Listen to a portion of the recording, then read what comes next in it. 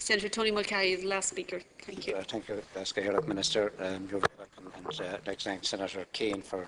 I thought I'd be delayed, but I actually arrived a little earlier than I thought I would. I suppose, firstly, I'd like to acknowledge the efforts of the wind industry in general today in helping to reduce our fossil fuels spend over the last number of years. But I've got a serious problem with the government policy as it stands, and I'm going to quote from it. We would ensure that future wind farms are built in locations where wind regime is best and that they are built in large numbers or in clusters to reduce the cost of the connection to the grid under new plan-led Gate 4 process as opposed to the existing developer-led system.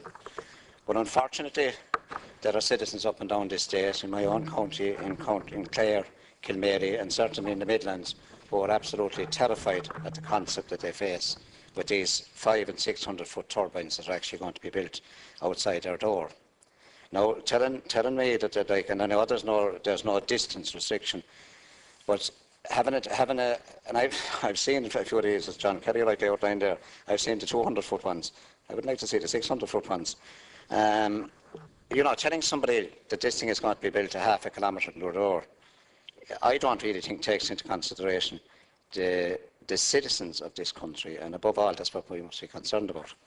And I'll point out a few reasons for that. I'm not altogether sure, as Senator Barrett has pointed out, the economic justification for all these turbines and the electricity that they're going to create.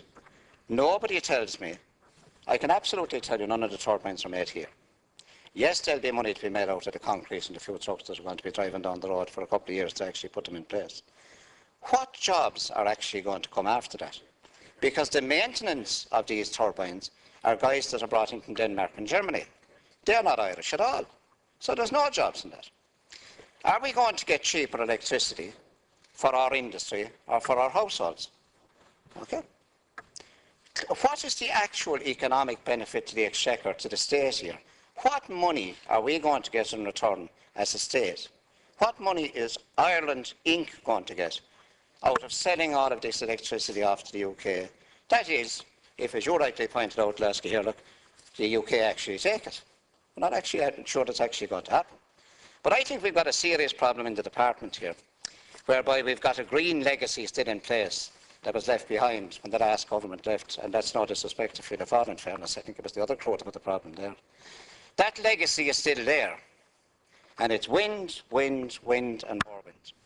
We've got a number of biomass projects in the country, one which I'm promoting myself, which is a wood-burning industry.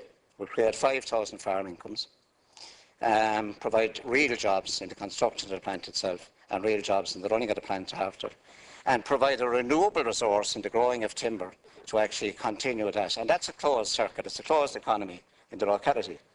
Domestic waste to energy projects, sewage waste to energy projects would all provide real jobs and real income. They'll provide a small amount of electricity to our own grid, which is fine, but they will provide income in closed economies locally. But there's an absolute resistance within the Department of Energy and within CER to entertain anything beyond wind.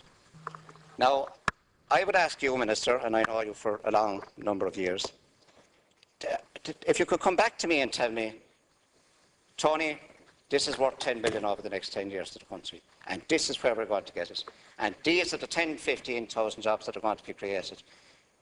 If people are to be discommoded in areas, the farmer is getting X amount of money, and as Senator says, I don't have any issue with a farmer getting income. I have no problem with that.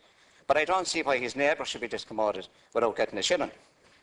You know, so if we're going to be fair to communities, we have to be fair to everybody in that community if they're going to be landed with these turbines in some way, shape or form. And if they have to be discommoded, there has to be some compensation package to allow that to happen. But I fully understand not everyone will want to leave their own community. So there's an awful lot of consideration to be given to this policy before we decide to drive ahead, putting up all these turbines, and someday, 10 years down the road, if the UK take it at all now, 10 years down the road, they turn the tap off and say, we don't want it anymore, we've come up with another resource. Thank you. Thank you.